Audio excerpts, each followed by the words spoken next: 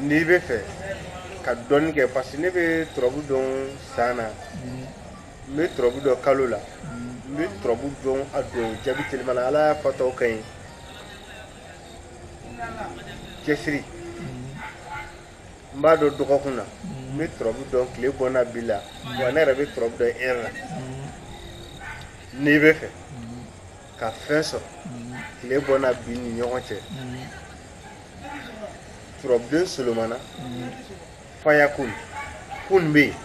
o bɔ ni 70 o ko tɛ i bɛ solomana sɛbɛn faya kun n'i y'a daribu ka indi bɔ o bɔ ni 166 de o 166 in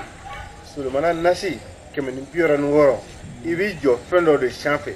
k'i kɔ a la siɲɛ kelen pewu n'i kɔ a la ko ala ta tɛ ne bolo bila ta tɛ ne bolo mɔgɔw yɛrɛ bɛ layidu ta ne a layidu si tɛ bɔ a sira fɛ mɔgɔw bɛ proposition kɛ ne a proposition si tɛ réaliser i jɔ hali n'a kɛra birikiden i jɔ a sanfɛ dɔrɔn k'i kɔ a la siɲɛ kelen o yɔrɔ bɛɛ i ye ala wele fɛn min na ala b'o dugawu in jaabi o yɔrɔ bɛɛ tile bɔ n'a bi tɛ dɛ i bɛ turabu dɔn ta ne bɛ dugawu k'u ye ka dugawu ɲini fɛ sankɔrɔta ani masaya ala k'o di an'u ma n bɛ tila k'a ɲini ala fɛ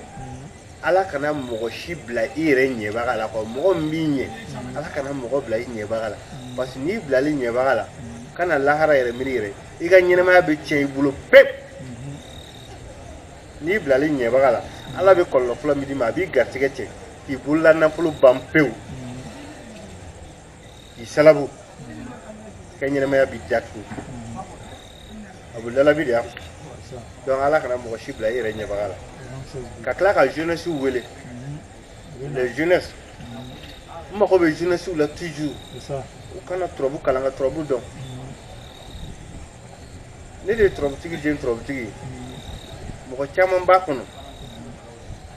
wa n bɛ fɛ mɔgɔ caman ka don a kɔnɔ parce que an ka bi tile in na n'i bangena k'i ka ɲɛnamaya kɛ ni ala ye si d'i ma ka sini yira i la e ma se ka fɛn fɔ turabuko kan ne dalen la i bɛ sɔn ka nimisa i ka bangeni na dugukolo sanfɛ donc pour que k'i kisi o ma n'i tɔgɔ sɛbɛn n do tere Carrefour Akwaba Abu Lalabi ka so 1311 tɔgɔ sɛbɛn ye siɲɛ kelen pe de a vie kalan ye fu ye ka turabu fana da i ye k'i kungo bila après l'instruction c'est gratuit mais